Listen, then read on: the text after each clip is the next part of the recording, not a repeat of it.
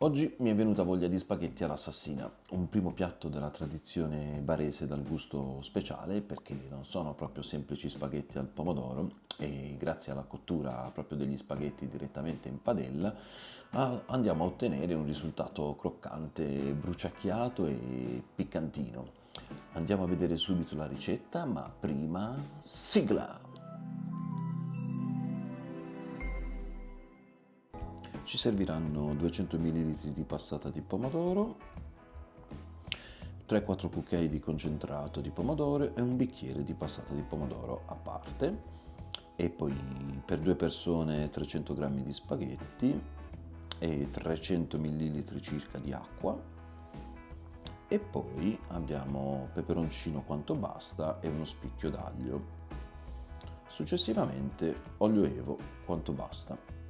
Andiamo subito a vedere come preparare il tutto. Metto un pizzico di sale nella passata di pomodoro e ci unisco il concentrato. Successivamente vado a versare l'acqua e vado bene a mescolare il tutto. Ok, quello che andremo a ottenere è proprio una sorta di brodo di pomodoro e la ricetta originale inoltre prevede una padella in ferro perché conducendo il calore in modo diverso rispetto alle padelle aderenti va proprio a fare quell'effetto bruciacchiato. Noi useremo però proprio una padella antiaderente, l'effetto non sarà affatto male. Ora vado a versare tutto il mio brodo di pomodoro all'interno di una pentola e porto tutto all'ebollizione con una fiamma medio-bassa. Ecco qui che sta bollendo. A questo punto vado un po' a mescolare, faccio cuocere per altri 2-3 minuti, posso anche spegnere il fuoco. In una padella a parte, la nostra padella bella ampia, andremo a versare l'olio e andremo a soffriggere il peperoncino con l'aglio.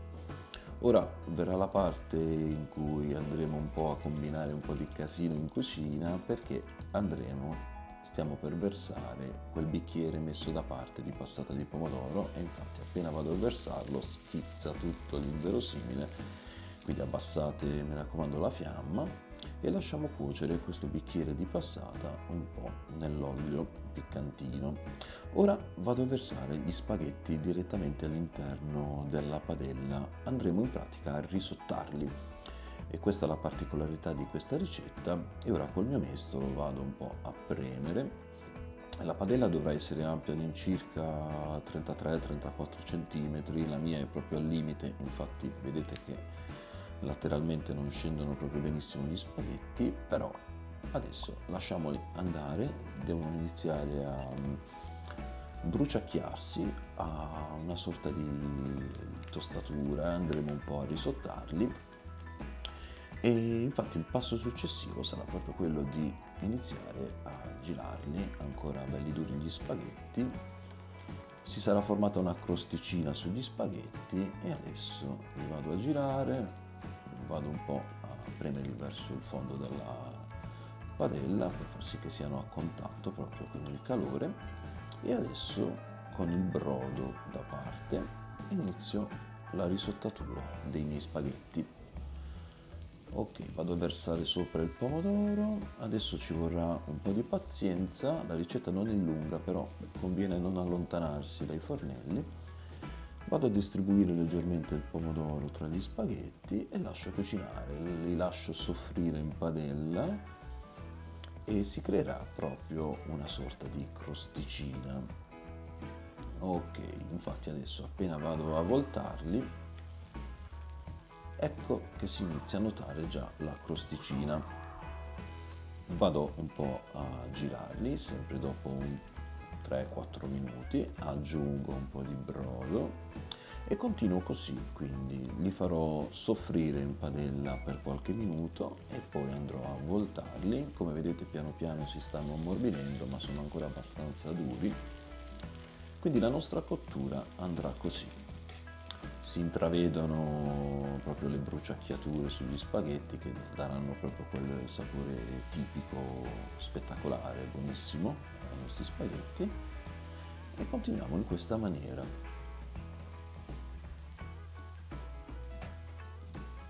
Continuo a voltarli e aggiungo il brodo Non c'è un tempo preciso di cottura, ogni tanto andremo ad assaggiare, però insomma ci vorranno quei 9, 10, 11 minuti. Ok, ora sono diventati molto più morbidi, quindi riesco a voltarli, le bruciacchiature si intravedono benissimo e adesso continuo a farli soffrire in padella.